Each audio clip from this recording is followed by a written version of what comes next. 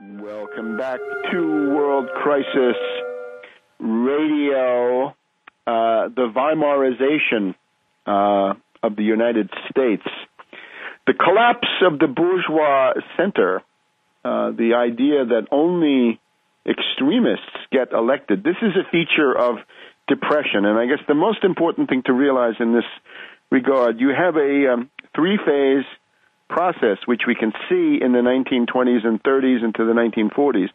And it is, first of all, world depression. Secondly, as a result of the destruction of existing political systems and political instability, an era of dictatorship. This was the fascist era at that time, right, from Mussolini 1922 to Hitler 1933 and Horthy in Hungary and so many others, Franco in Spain in 1936.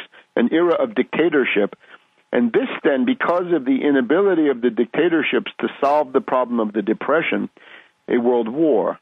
Depression, dictatorship, world war. Now, in choosing your forms of political activity, you've got to realize you cannot attempt to resist dictatorship and authoritarian government through political reforms alone. As Lautenbach in Germany pointed out, it is basically a losing game, as he said. The struggle against Hitler is doomed from the start unless you treat the deflationary depression that's going on. In other words, these dictators and demagogues are epiphenomena. They're the byproducts of a collapse of the economy. That is what gives them power.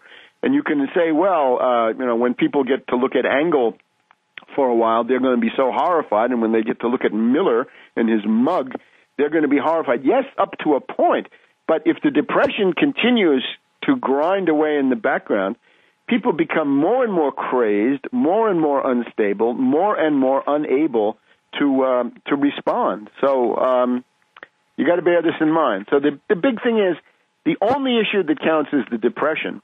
And the only way to deal with the depression is to make the finance oligarchs pay for it. In other words, to solve the depression, the only way it can be solved by making them pay. And again, making them pay is a kind of a shorthand. Remember that money is a political fiction.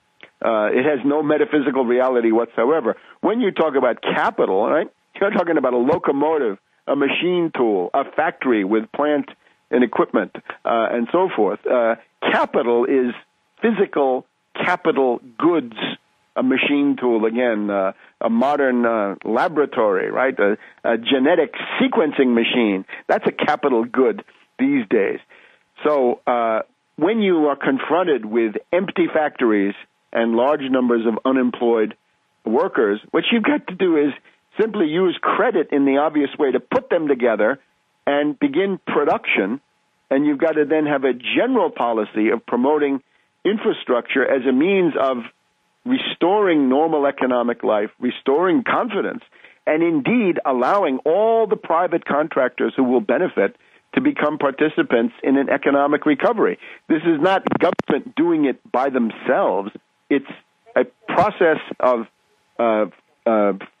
job creation made possible by national credit creation through your nationalized central bank.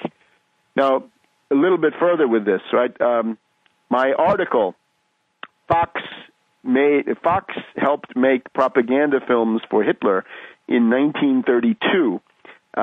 This has now reached 107,000 websites. And this reminds us the presence of these reactionary malefactors of great wealth, these economic royalists, big business, fascist types. This is not new. This is a typical feature of the 1930s. In those days, we had a guy called Alfred Hugenberg, Hugenberg. Look at him. It's very instructive. He was the big press baron, the big king of newspapers and magazines and other media in Weimar, Germany. And he was from this German National People's Party, the reactionary and revanchist party coming out of World War I. He was completely outclassed by Hitler's demagogy because Hitler had this gutter snipe appeal, whereas Hugenberg was still trying to be bourgeois respectable. But one of the people that Hugenberg sponsored was Oswald Spengler. Oswald Spengler.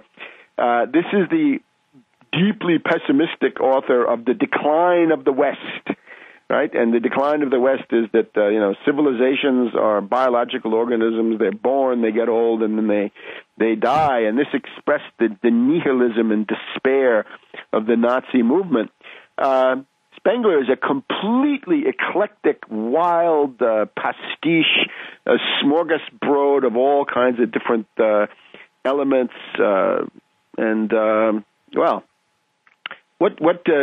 He has something to say about everything, right? He's got basically a history of everything. And what does this look like today? Well, today the close parallel to Hugenberg is Rupert Murdoch, right? The reactionary baron of press and radio and television with his stable of reactionary talkers and his media guide, Fox News and the Wall Street Journal.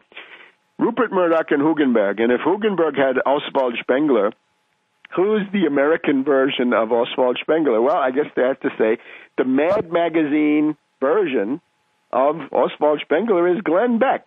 With the chalkboard, because again, Oswald Spengler has an opinion about everything, right? About race, about the Middle Ages, about Greco-Roman antiquity, and he's got this idea. He says the real essence of socialism is Prussianism. So he's basically saying instead of having the traditional left-of-center socialism, what we can have, says Spengler, is right of center. We can have extreme reactionary socialism because the essence of socialism is authoritarianism and dictatorship and doing your duty and sacrifice and all the rest. And I think you can see some of these interesting comparisons. When Rush Limbaugh comes on the air and says Hitler was a leftist because he was a socialist, this is absolutely absurd, wild, raving nonsense. But the basis of it is that the idea of socialism had been appropriated to extreme right-wing circles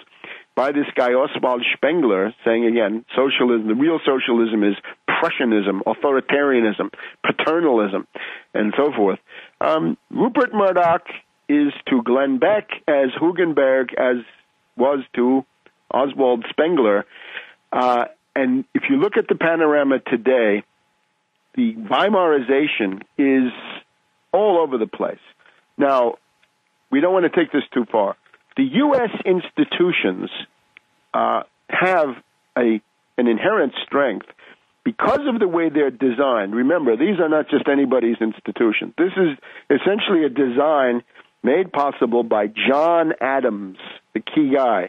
The Massachusetts Constitution, written by John Adams with the three branches, is based explicitly, according to Adams, on Machiavelli's discourses, which are in turn a reflection of Polybius. Polybius in the Greek writing, a Greek in the late Roman Empire, writing the history of that, and of course there are also discourses on the history of Rome by Titus Livius and other Roman historians. And in this, the idea of the one, the few, and the many. These are ontological categories. They will always be there. As long as you have human individuals, you'll have one, few, and many. The whole idea of government is to channel the conflicts of the dictatorial or monarchical principle, the oligarchical principle, and the democratic or mob principle, depending on whether it's good or bad, into the government so that you avoid the worst possible calamity, which is civil war, and you provide a kind of a stability and the ability to work out these conflicts in some kind of a peaceful way, and eventually to form compromise. Now, U.S. institutions are still relatively strong because of this design that they have. However, they're not invulnerable. And if the Depression is allowed to go on, there's no political thing you can do to save these institutions. They will succumb if the Depression and high levels of unemployment, as we saw with pruning, destroy democratic rule. They lead towards wild swings in the electorate, the collapse of the center, the rise of extremists, and then finally the financiers decide to put their favorite gutter snipes into power. And this is more or less where we're headed, although we're not there yet. So, the third force, and that's the big task. And Stop the Austerity Ghouls, coming out in November and December. And we'll see you next week on World Crisis Radio.